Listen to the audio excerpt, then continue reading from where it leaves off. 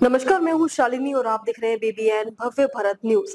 चलिए शुरू करते हैं आज की मुख्य खबरें। ऑपरेशन सिंधु के तहत 290 भारतीय नागरिक स्वदेश लौटे। कश्मीर के 190 छात्र शामिल। एयरपोर्ट पर दिखे भावुक क्षण। ईरान और इजराइल के बीच जारी तनावपूर्ण हालात के बीच भारत सरकार द्वारा चलाई गई ऑपरेशन सिंधु के तहत शुक्रवार देर रात 290 भारतीय नागरिक नई दिल्ली पहुँचे। इन यात्रियों में सबसे बड़ी संख्या कश्मीर के छात्रों की रही। कुल 190 विद्यार्थी। अन्य यात्री दिल्ली, हरियाणा, कर्नाटक और पश्चिम बंगाल से संबंधित थे। तेहरान से दिल्ली की सुरक्षित वापसी। यह विशेष उड़ान ईरान की राजधानी तेहरान के इमाम खामेनी अंतर्राष्ट्रीय हवाई अड्डे से शुक्रवार शाम 6:30 बजे भारतीय समय अनुसार रवाना हुई। फ्लाइट नंबर W5071 महान एयरलाइन द्वारा संचालित की गई और यह विमान रात करीब 11:30 बजे दिल्ली एयरपोर्ट पर लैंड हुआ।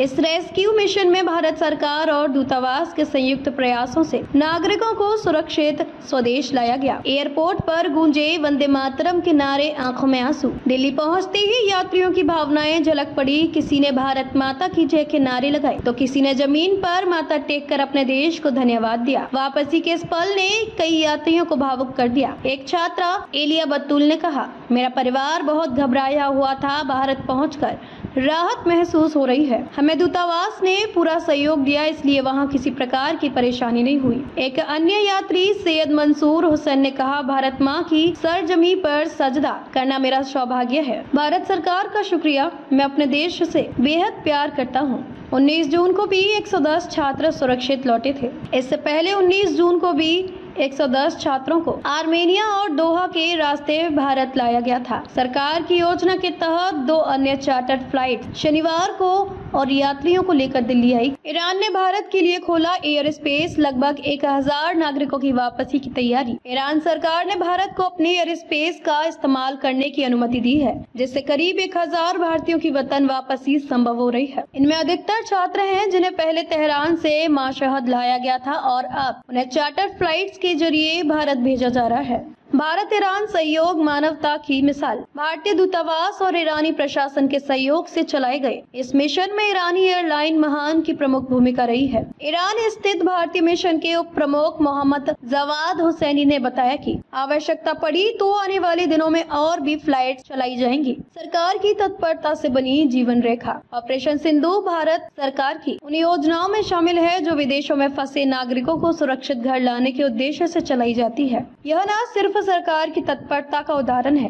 बल्कि भारत की विदेश नीति में मानवीय मूल्यों की झलक भी दिखाता है। तो अभी तक के लिए इतना ही। मैं शालिनी आपसे विदा लेती हूँ। अगली खबर में फिर मुलाकात होगी एक और खास खबर के साथ। तब तक के लिए बने रहिए BBN भव्य भारत न्यूज के साथ।